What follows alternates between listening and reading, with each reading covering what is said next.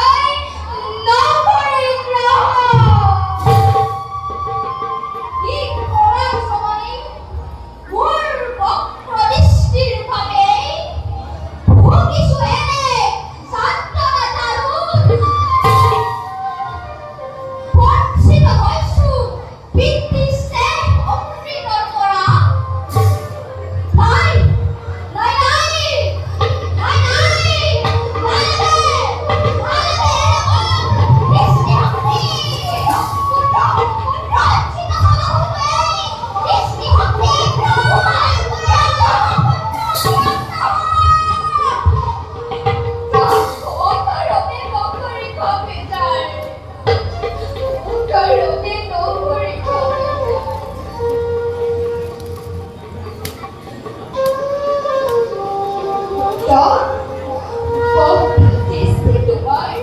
জগতর কইয়ানো হেতু জি বক্রদৃষ্টির বাবে পঞ্চিত অবস্থানে বৃত্তিস্তে অকৃতন করা এই বক্রদৃষ্টি কেবল তোর বাবে অভিমান নাই নাই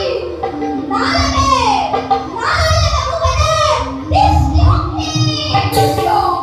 পঞ্চিত এই দৃষ্টি ভক্তি উদার করা তোমার সজল হইছে জীবন কর্মর প্রদান হেতু তোমার জন্মর ক্ষেত্র স্বয়ং প্রভু বিষ্ণুৱে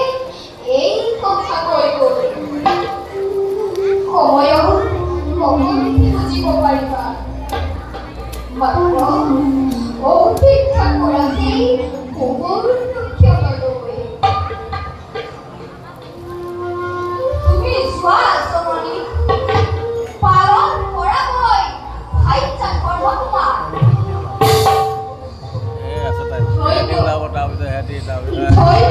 পুত্ৰবোৰ ধন্য গৰ্ভবোৰ তুমি যে পুত্ৰ ৰতন পাই এতিয়া মই যাওঁ কন্যা দেৱীৰ প্ৰতিবিম্ব চাই মই পালন কৰোঁগৈ নিজ কৰ্তব্যবোৰ পুনৰ কালিলৈ লগ হম এতিয়া মই বিদায়হে দিছোঁ পুত্ৰ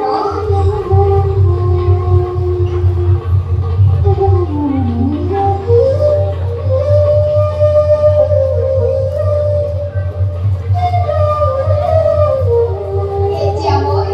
বিদায়হে দিছোঁ বিদায় পুত্ৰ বিদায়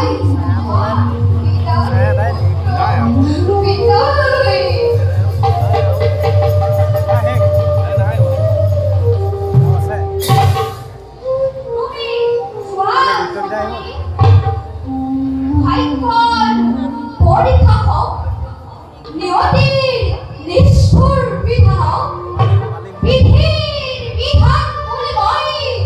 ভাবিলো মনতে বাৰু যাওঁ মই খন্তেক বিশ্ৰামৰ দিনা